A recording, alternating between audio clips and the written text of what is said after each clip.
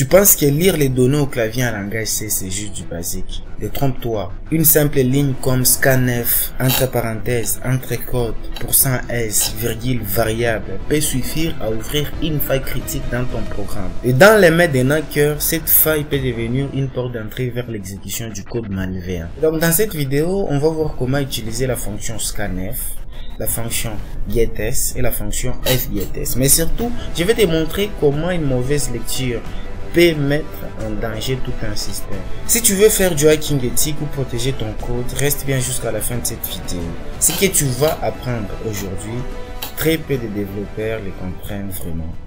On va commencer par les plus classiques scanf. Naturellement, lorsqu'un développeur cherche les informations de l'utilisateur, supposons il a développé une application qui calcule les années des utilisateurs, ou une application qui veut autoriser ceux qui ont plus de 18 ans à posséder un compte. Ben vas-y, dans le langage C, il va faire appel à la fonction scanf. Cette fonction scanf, elle a besoin de quelques paramètres, notamment le premier paramètre, les types de données à lire. Ici, le développeur se concentre à lire l'âge, donc il va chercher à récolter l'âge de l'utilisateur au clavier. L'âge, c'est un nombre entier, donc le %D. Et après, le développeur a besoin d'adresser ce que l'utilisateur va taper au clavier dans la variable, donc dans la mémoire du variable. Donc il va passer l'adresse de la variable comme ça.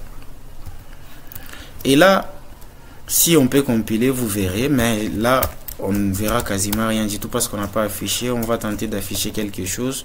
Et puis là on compile pour voir la suite. Compile, hop. On lit l'âge, 23, l'âge de l'utilisateur est 23. On peut formater avec un petit là en 23 ans. Voilà, ici juste après les deux, 23 ans.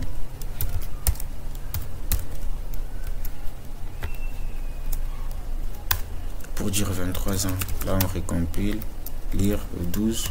L'âge de l'utilisateur est 12 ans. Avec tout un tas de calculs, par exemple, s'il est moins de 18 ans, vous êtes banni. S'il est plus de 18 ans, vous êtes autorisé. Donc, naturellement, c'est la fonction qui va utiliser les développeurs pour lire les données au clavier. Supposons que le développeur veut maintenant récolter les noms de l'utilisateur au clavier. Vous savez qu'il va appeler les types char. Voilà, et il va donner les noms de sa variable qui est nom, et dessus il va faire un petit tableau, supposons de taille 20, donc des 20 cases à mémoire. Voilà, et ici vous savez qu'il va appeler la fonction scanf, et dans cette fonction scanf, comme il sait que je vais lire ici une chaîne de caractères, donc il va faire %s, et après il va donner les noms de sa variable. Donc ici, je vous résume.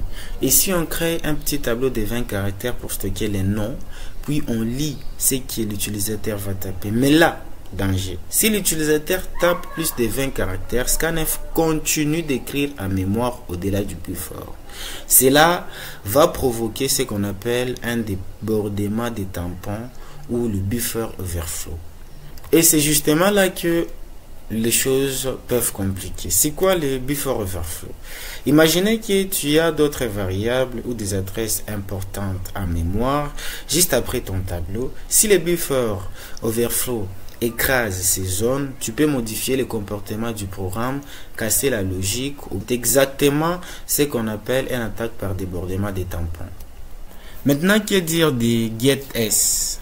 Donc, il faut savoir que c'est une fonction qui lit une ligne complète depuis le clavier, mais elle ne vérifie jamais la taille du buffer. C'est ce que si tu fais getS, voilà, non comme ça, tu es presque sûr de provoquer un débordement des tampons si l'utilisateur tape trop de caractères.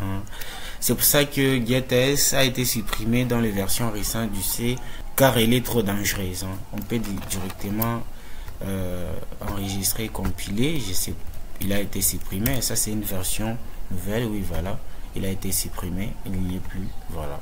Donc c'est un peu ça. Dans le même état d'esprit, fgetS,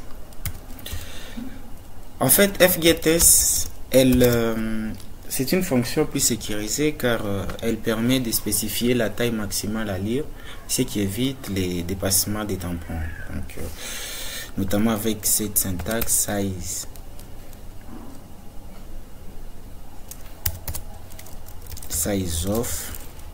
Size of, c'est une fonction qui renvoie la taille en entier de la variable. On peut dire ça, soit des titres de la variable. Donc, size of.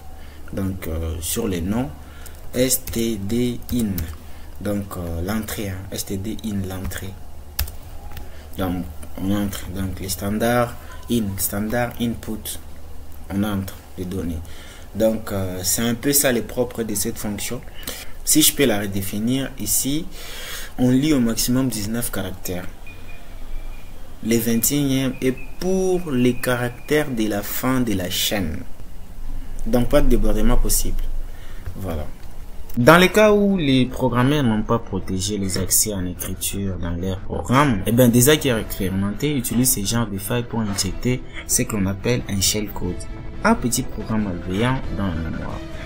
En écrasant précisément ces zones mémoire, ils peuvent faire en sorte que le programme exécute ces codes donnant accès au système, au réseau ou aux données sensibles. C'est pour ça que comprendre ces mécanismes est vital et si tu veux faire du hacking éthique ou sécuriser tes propres programmes.